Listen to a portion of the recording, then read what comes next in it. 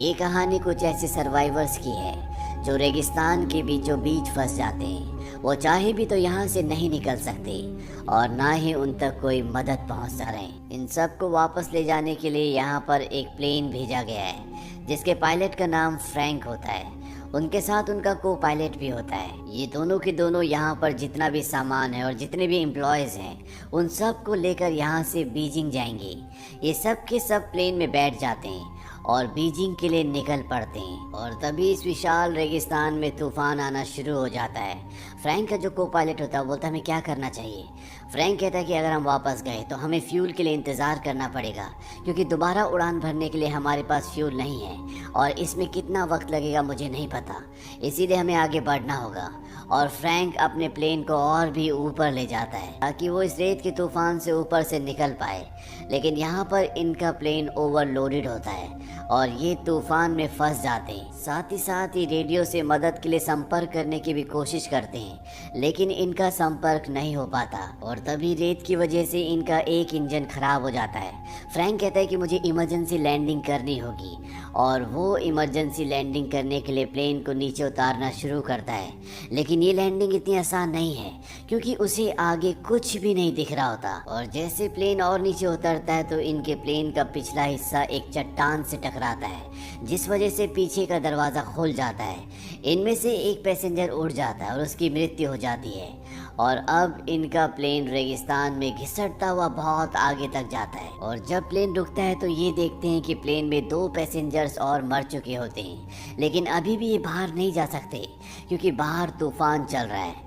और जब तूफान थमता है तो ये दिखाया जाता है कि इनका पूरा प्लेन रेत के अंदर दफन हो चुका है। लेकिन कुछ ही घंटों बाद रेत वहाँ से उड़कर हट जाती है और इनका प्लेन एक बार फिर से विजिबल हो जाता है। ये सब के सब बाहर आते हैं और अपने खाने की सप्लाई चेक करते हैं और इन्हें पता चलता है कि इनके पास 1 महीने की खाने और पानी की सप्लाई है। इन्हीं में से एक आदमी होता है, वो कहता है मैं चलकर यहाँ से बाहर निकल जाऊँगा। दरअसल इन्हें यहाँ से बाहर निकलने के लिए 200 मील का सफ़र तय करना होगा। अब ये मंगोलिया में नहीं चाइना में कहीं है लेकिन इन्हें अपनी एग्जैक्ट पोजीशन नहीं पता होती और ना ही इनका रेडियो काम कर रहा होता है। वो आदमी जो यहाँ से चलकर निकलना चाहता है वो कहता है कि मैंने मैराथन किया है, मैंने हाइकिंग ट्रैकिंग किया है, मैं यहाँ से जा सकता हूँ। उसे बताया जाता है कि ये जुलाई का महीना है और रेगिस्तान में जुलाई का महीना सबसे गर्म होता है। अगर आप 1 गिलास पानी पियोगे तो चंद ही मिनटों में आपके शरीर से पसीना बनकर 10 गिलास पानी निकल जाएगा। वो कहता है मैं सिर्फ रात को सफ़र करूँगा। उसे बताया जाता है कि लेकिन तुम्हें रास्ता पता नहीं चलेगा क्योंकि यहाँ पर जो पहाड़ियाँ हैं वो मैग्नेटिक हैं और तुम्हारा कंपास कभी भी काम नहीं करेगा, इसीलिए तुम गोल गोल घूमकर बार बार एक ही जगह पर आ जाओगे। और उसको समझ में आ जाता है कि वो यहाँ से इस वक्त अकेला नहीं निकल सकता। अब उसी रात को जब ये सब के सब प्लेन के अंदर सो रहे होते हैं तो बाहर तूफान चल रहा होता है और तभी इनमें से एक आदमी जिसका नाम डेविस होता है वो बाहर टॉयलेट करने के लिए जाता है और जब वो वापस आ रहा होता है तो उसका पैर पत्थर से टकराता है जिसकी वजह से वो रेत से लुढ़कता हुआ नीचे की ओर चला जाता है। तूफान में उसे चारों तरफ कुछ भी नहीं दिखता और वो रास्ता भटक जाता है। हालांकि वो मदद के लिए चिल्लाता भी है लेकिन कोई भी उसकी आवाज़ नहीं सुन पाता। सुबह जब सब उठते हैं तो वो देखते हैं कि उनका एक साथी डेविस गायब है। उसे चारों तरफ ढूंढने की कोशिश करते हैं लेकिन उसका कुछ भी पता नहीं चलता क्योंकि वो रेत में दफन हो चुका होता है। और इस बात से सब परेशान होते हैं, इसीलिए इनमें जो लेडी होती है वो पायलट फ्रैंक के पास जाती है और वो फ्रैंक से पूछती है कि कोई हमें यहाँ पर बचाने के लिए आएगा, इसके कितने % चांसेस हैं। फ्रैंक कहता है कि 5%, लेकिन हम यहाँ से निकल नहीं सकते क्योंकि हम रेगिस्तान के बीचों बीच हैं, हमारे पास पानी और खाना बहुत कम है और इतने कम खाने और पानी के साथ अगर हमने चलना शुरू किया तो ये सब का सब 2 दिन में खत्म हो जाएगा और हम में से कोई भी नहीं बचेगा। हालांकि इस बात के चांसेस बहुत कम है कि कोई हमें यहाँ पर ढूंढने के लिए आएगा, लेकिन मैं ऑप्टिमिस्टिक हूँ, इसीलिए मैं यहाँ पर इंतज़ार करना प्रेफर करूँगा। वहीं बाहर जो लोग होते हैं धीरे धीरे उनकी उम्मीदें टूटना शुरू हो जाती हैं कि कोई उन्हें यहाँ पर लेने के लिए आएगा, इसीलिए इनमें से 2 लोग यहाँ से जाने का फैसला करते हैं और साथ ही वो अपने कुछ पानी भी ले जा रहे होते हैं। तभी फ्रैंक उन्हें कहता है कि यहाँ से पानी कोई नहीं ले जाएगा और पानी की वजह से इनके बीच में हाथापाई होना शुरू हो जाती है जिस वजह से पानी गिर जाता है। यहाँ पर एक आदमी होता है जिसका नाम एलियट होता है, वो इनके पास आता है। वो कहता है कि मेरे पास एक आइडिया है जिससे हम सब की जान बच सकती है। मैं कई दिनों से इस प्लेन को ऑब्जर्व कर रहा हूँ और हम इस प्लेन को रिबिल्ड करके एक दूसरा प्लेन बना सकते हैं। फ्रैंक उससे पूछता है कि तुम प्लेन के बारे में क्या जानते हो। एलियट कहता है कि मैं प्लेन डिजाइन किया करता था। दरअसल एलियट के बारे में कोई भी ज्यादा नहीं जानता, क्योंकि वो उस कंपनी के साथ काम नहीं करता था जो मंगोलिया में तेल निकाल रही थी। वो एक दिन वहां पर आया और उसके बाद से पिछले 2 सालों से वो उन्हीं के साथ था। यहाँ पर एलियट के बारे में जानने के बाद सब शॉक्ड होते हैं, लेकिन साथ ही साथ अब उनके अंदर एक उम्मीद भी है और वो सब तैयार हो जाते हैं कि वो इस प्लेन को रिबिल्ड करेंगे। लेकिन फ्रैंक उनकी बातों से सहमत नहीं होता। वो कहता है ऐसा नहीं हो सकता और वो इसके लिए साफ साफ मना कर देता है। और अगली सुबह इन्हीं में से एक और, जिसका नाम जेम्स होता है, वो यहाँ से निकल जाता है। यहाँ पर जो लेडी होती है वो उसे ढूंढने के लिए जा रही होती है। फ्रैंक उसे रोकता है, वो कहता है कि मैं जाऊँगा और फ्रैंक उसे ढूंढने के लिए निकल पड़ता है। वो उन पहाड़ियों तक पहुंच जाता है जहां पर इनकी प्लेन का पिछला हिस्सा टकराया था और प्लेन से एक आदमी गिर गया था। उस आदमी की डेड बॉडी वहां पर अभी भी होती है, पर उसके शरीर पर उसके कपड़े नहीं होते और वहां पर कुछ गोलियों के कवर भी होते हैं। ये देखकर फ्रैंक पूरी तरह से हैरान होता है और तभी वहां पर जेम्स आता है। जेम्स कहता है कि हमसे पहले भी यहाँ पर कोई आ चुका है। मैं यहाँ पर अपनी घड़ी लेने के लिए आया था जो मैं इस आदमी से पोकर में हार गया था, पर अब इसके हाथ में वो घड़ी नहीं है। इसीलिए समझ जाते हैं कि यहाँ पर रेगिस्तान के स्मगलर्स आए थे जो इनके साथी के हाथ से घड़ी ले गए। साथ ही साथ यहाँ पर गोलियों के कवर्स भी होते हैं, क्योंकि उन लुटेरों ने इनके साथी के शरीर पर गोलियां चलाकर अपनी निशानेबाजी की प्रैक्टिस की होती है। फ्रैंक जेम्स से वापस चलने के लिए कहता है, लेकिन जेम्स मना कर देता है। वो कहता है कि तुम दोबारा प्लेन क्यों नहीं बनाना चाहते। फ्रैंक कहता है क्योंकि मैं उन्हें झूठी उम्मीद नहीं देना चाहता, ऐसा कुछ नहीं होने वाला।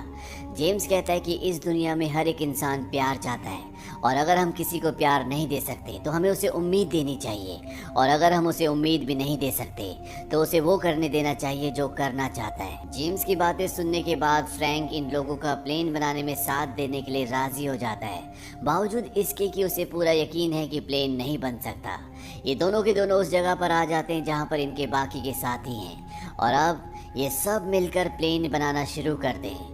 ये दिन में काम नहीं करते क्योंकि यहाँ पर बहुत गर्मी होती है, इसीलिए पूरी रात काम करते हैं। पर इनकी परेशानियाँ तब बढ़ जाती है जब एक रात को इनका वो फ्यूल जो इन्होंने आग जलाने और जनरेटर चलाने के लिए रखा होता है, वेल्डिंग करते हुए उस पर चिंगारियाँ गिर जाती है और एक बहुत बड़ा ब्लास्ट होता है। हालांकि इस ब्लास्ट में किसी की जान नहीं जाती, लेकिन इनका सारा का सारा फ्यूल बर्बाद हो जाता है। अब इनके पास उतना ही पेट्रोल यानी कि उतना ही फ्यूल बचा है जिस पेट्रोल से यहाँ से निकल सकते हैं। ये उसे इस्तेमाल नहीं कर सकते, इसीलिए इन्हें अब रात को नहीं बल्कि दिन में काम करना होगा। और दिन में यहाँ पर बहुत ज़्यादा गर्मी होती है, लेकिन ये हिम्मत नहीं हारते। ये दिन में काम करना शुरू कर देते हैं और अब जो इन्होंने प्लेन को रीबिल्ड किया है उसमें इन्हें एक विंग को जोड़ना है और इनके पास एक ही मौका है। अगर ये विंग नीचे गिर गया तो ये कभी भी ऊपर नहीं आ सकता, क्योंकि इनके पास इतने भारी सामान को उठाने के लिए कोई भी क्रेन नहीं है और ये उसे धीरे धीरे ऊपर से छोड़ना शुरू करते हैं। लेकिन तभी वो जंजीर टूट जाती है जिससे इन्होंने उस विंग को होल्ड किया होता है। वो विंग बहुत तेजी के साथ नीचे की तरफ खिसक जाता है और वो सीधा प्लेन से टकराता है। इस बात से सब हताश हो जाते हैं। प्लेन के अंदर पहले से इनका एक साथी होता है जिसे उस विंग को एक बोल्ट से जोड़ना है और तभी वो बाहर आता है। वो कहता है कि मैंने कर दिया। दरअसल जंजीर टूटने के बाद विंग जब फिसल कर नीचे प्लेन की तरफ गया था तो वो एग्जैक्ट उसी पोजीशन पर गया था जहां पर उसे जाना था। और इस विंग के जुड़ने के बाद इनके प्लेन का पूरा ढांचा तैयार हो चुका है और सबको अब उम्मीद है कि ये यहाँ से फ्लाई करके निकल जाएंगे। इसीलिए नाचना शुरू कर देते हैं, एंजॉय करना शुरू कर देते हैं। साथ ही साथ ये रेत भी हटा रहे होते हैं ताकि एक ट्रैक तैयार कर सके और यहाँ से उड़ सके। लेकिन ये सब इतना आसान नहीं है। एक दिन यहाँ पर इलेक्ट्रिक तूफान भी आ जाता है जिसमें बहुत सारी बिजलियाँ गिरना शुरू हो जाती हैं और इनका जो प्लेन का विंग है उसके अंदर पेट्रोल है, इसीलिए सब वहाँ से भागकर उससे दूर हो जाते हैं। लेकिन एलियट वहाँ से नहीं जाता क्योंकि वो किसी भी कीमत पर इस प्लेन को नहीं खोना चाहता। और जब उसके ऊपर बिजली गिरने वाली होती है तभी फ्रैंक उसे पकड़कर वहाँ से कूद जाता है, जिस वजह से उसकी जान बच जाती है। क्योंकि अगर एलियट को कुछ हो गया तो इनमें से कोई भी नहीं है जो इस प्लेन को पूरा कर सके। ये इस प्लेन का नाम फिनिक्स रखते हैं। फिनिक्स दरअसल इजिप्शियन माइथोलॉजी के हिसाब से रेगिस्तान का एक ऐसा पक्षी है जिसे बहुत ही शक्तिशाली माना जाता है। लेकिन इन्हें अभी भी फिनिक्स पर यानी कि अपने प्लेन पर बहुत काम करना है। धीरे धीरे इनका पानी भी खत्म हो रहा है और एक रात को ये रेत की चट्टान से देखते हैं कि इनसे काफी दूर कुछ लोग हैं जो टेंट लगाकर वहां पर सो रहे हैं। दरअसल ये सब स्मगलर्स होते हैं, हथियारों के सप्लायर होते हैं, जो ऐसे बेहद रेगिस्तान के रास्तों से हथियारों की सप्लाई एक देश से दूसरे देश में करते हैं। फ्रैंक कहता है कि हमें उनसे पानी की मदद मांगनी चाहिए। हालांकि एलियट मना करता है, लेकिन फ्रैंक और उसके कुछ साथी वहां पर उन लोगों से पानी की मदद मांगने के लिए जाते हैं। फ्रैंक और उसका साथी पत्थर के पीछे छुप जाते हैं ताकि अगर कोई भी खतरा हो तो पीछे से हमला कर दें। इनके पास गन भी होती है और जब वो उन स्मगलर से पानी की मदद मांगते हैं तो उनमें से एक आदमी इन्हीं के एक आदमी पर गोली चला देता है। फ्रैंक और उसका जो साथी होता है वो पीछे से इन पर गोलियां चलाते हैं और इनके आदमियों को मार देते हैं, लेकिन एक स्मगलर वहां से भागने में कामयाब हो जाता है। हालांकि फ्रैंक के पास मौका था उसे पीछे से गोली मारने का, लेकिन वो गोली नहीं चलाता क्योंकि वो हत्यारा नहीं है। यहाँ पर जेम्स इन मरे हुए स्मगलर्स में से एक स्मगलर के हाथ में अपनी वही घड़ी देखता है जो उसके उस दोस्त के पास थी जिसकी प्लेन से गिरकर मृत्यु हो गई थी। यानी कि वही स्मगलर्स हैं जो पहले भी यहाँ पर आ चुके हैं और इन्हीं स्मगलर्स ने इनके मरे हुए साथी के ऊपर गोलियां चलाई थी। यानी कि ये हत्यारे, ये बहुत खतरनाक हैं। इन स्मगलर्स में से एक स्मगलर बच जाता है, वो घायल होता है और ये सब उसे अपने प्लेन के पास ले आते हैं। हालांकि कुछ लोग चाहते हैं कि इसे मार दिया जाए क्योंकि इसने इनके एक साथी को मारा है, लेकिन फ्रैंक ऐसा करने से मना करता है। सबके बीच में आर्गुमेंट्स हो रहे होते हैं और तभी एलियट उसे गोली मार देता है, जिस वजह से फ्रैंक और एलियट के बीच में आर्गुमेंट्स होना शुरू हो जाते हैं। एलियट फ्रैंक को ब्लेम करता है, वो कहता है कि तुम पायलट थे, तुम्हारी वजह से हम यहाँ पर फंसे हैं और तुम्हारी वजह से हमारे एक साथी की जान गई क्योंकि मैंने मना किया था, फिर भी तुम वहाँ पर गए। और इस बात से फ्रैंक को गुस्सा आता है, वो एलियट को एक पंच मारता है और अब एलियट इन सब से नाराज हो जाता है, उसकी ईगो हर्ट हो जाती है। वो कहता है कि अब मैं प्लेन नहीं बनाऊंगा, मुझे जितना काम करना था मैंने कर लिया, मैं यहाँ पर 10 लोगों के बराबर काम करता हूँ और तुम सब आराम करते हो। कैली यहाँ पर उसके पास आती है और वो उसे कहते हैं कि तुम्हारे बिना हम इस प्लेन को नहीं बना सकते, हमें तुम्हारी ज़रूरत है। वो कहता है कि अगर सब मुझसे रिक्वेस्ट करेंगे तभी मैं इस प्लेन को बनाऊंगा और सबको उससे रिक्वेस्ट करनी पड़ती है, यहाँ तक कि फ्रैंक को भी। फ्रैंक कहता है कि तुम यहाँ के बॉस हो, प्लीज़ इस काम को ख़त्म करो। एलियट मान जाता है और एक बार फिर से सब के सब प्लेन के काम को ख़त्म करने में जुट जाते हैं। एक दिन ये दूरबीन से देखते हैं कि जो स्मगलर यहाँ से भाग गया था वो अब अपने साथियों के साथ यहाँ पर पहुँच चुका है, पर वो लोग आगे नहीं बढ़ रहे होते क्योंकि वो जानते हैं कि इनके पास हथियार हैं। दरअसल स्मगलर्स के जो हथियार थे अब वो इन्हीं के पास हैं, लेकिन स्मगलर्स को ये पता है कि इनका पीने का पानी और खाना बहुत जल्दी खत्म हो जाएगा और जब ये पूरी तरह से कमज़ोर हो जाएंगे तब वो इन पर हमला करेंगे। वहीं ये अब और भी ज़ोरों शोरों से अपना काम करना शुरू कर देते हैं और इनका काम खत्म हो जाता है।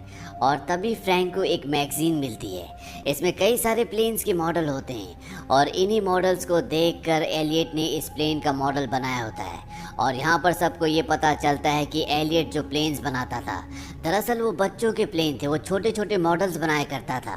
हालांकि वो उड़ने वाले हुआ करते थे, लेकिन आज तक कभी भी उसने एक बड़ा प्लेन नहीं बनाया। इस बात से सबको गुस्सा आ जाता है, खास तौर पर इयान को, और वो एलियट के सिर पर गन तान देता है। वो कहता है कि इतने हफ्तों से तुम हमें बेवकूफ़ बना रहे हो, ये प्लेन कभी नहीं उड़ने वाला क्योंकि तुमने आज से पहले कभी भी उड़ने वाला इतना बड़ा प्लेन नहीं बनाया। लेकिन एलियट को पूरा विश्वास है, वो कहता है कि ये प्लेन उड़ेगा।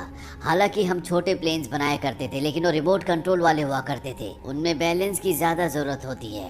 फ्रैंक इयान को रोक देता है और तभी यहाँ पर तूफान आना शुरू हो जाता है और जब हवाएं तेज़ होती है तो जो प्लेन इन्होंने इतने हफ्ते की मेहनत से बनाया होता है वो हवा में अपने आप ही हल्का हल्का उठना शुरू हो जाता है और ये देखकर सब समझ जाते हैं कि ये प्लेन उड़ेगा। उनके दिल में जो उम्मीद खत्म हो चुकी थी एक बार फिर से जाग उठती है, लेकिन ये रेगिस्तान का तूफान होता है जिस वजह से प्लेन पूरी तरह से रेत में ढक जाता है। तूफान खत्म होने के बाद सब के सब हताश होते हैं क्योंकि इन्हें अभी भी यकीन नहीं है कि ये प्लेन इन सब को लेकर यहाँ से उड़ सकता है।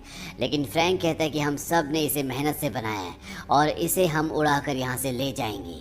ये सब के सब प्लेन को रेत से निकालते हैं और खींचते हुए उस जगह तक ले जाते हैं जहाँ पर रेत नहीं होती और प्लेन को स्टार्ट करते हैं। प्लेन स्टार्ट होता है लेकिन अगले पल वो बंद हो जाता है। ये कई बार ट्राई करते हैं और फाइनली इनका प्लेन स्टार्ट हो जाता है। प्लेन की इंजन की आवाज़ सुनकर जो स्मगलर्स होते हैं वो इनकी तरफ बढ़ना शुरू कर देते हैं। वो घोड़ों पर अपनी गन्स लेकर इन्हें मारने के लिए इनकी तरफ आ रहे हैं। ये सब के सब प्लेन के ऊपर चढ़ जाते हैं और विंग्स के साथ लटक जाते हैं। दरअसल इनके प्लेन का डिज़ाइन ऐसा होता है कि उसके अंदर बैठने के लिए किसी के लिए कोई जगह नहीं होती। इन्होंने एक बहुत बड़े हवाई जहाज़ से एक छोटा सा प्लेन बनाया है और अब इनका प्लेन रनवे पर आगे बढ़ना शुरू होता है। पीछे से वो स्मगलर्स लगातार इन पर गोलियां चला रहे होते हैं, लेकिन इनमें से किसी को भी गोली नहीं लगती और तभी इनका रनवे खत्म हो जाता है और इनका प्लेन एक गहरी खाई में गिर जाता है। स्मगलर्स को लगता है कि ये सब मारे गए, लेकिन अगले पल इनका फिनिक्स उसी खाई से ऊपर उड़ता है और वो आसमान में उड़ना शुरू कर देता है। ये सब के सब इससे बहुत खुश हो जाते हैं, क्योंकि इतने हफ्तों से जो इन्होंने मेहनत की थी वो मेहनत इनकी कामयाब हो चुकी है। और इस तरह से सब मौत को मात देकर इस रेगिस्तान से, जहाँ से निकलना नामुमकिन है, यहाँ से निकल जाते हैं। और अंत में हमें इन सब की फ़ोटोज़ दिखाई जाती है। ये सब के सब अपने परिवार के साथ अपने काम में खुश हैं। फ्रैंक और उसका को पायलट अपनी खुद की एयरलाइंस खोल लेते हैं, जिसका नाम वो फिनिक्स रखते हैं। और एलियट की फ़ोटो एक मैगजीन में छपती है, जिसमें क्वेश्चन मार्क के साथ लिखा होता है नासा की नई उम्मीद, यानी कि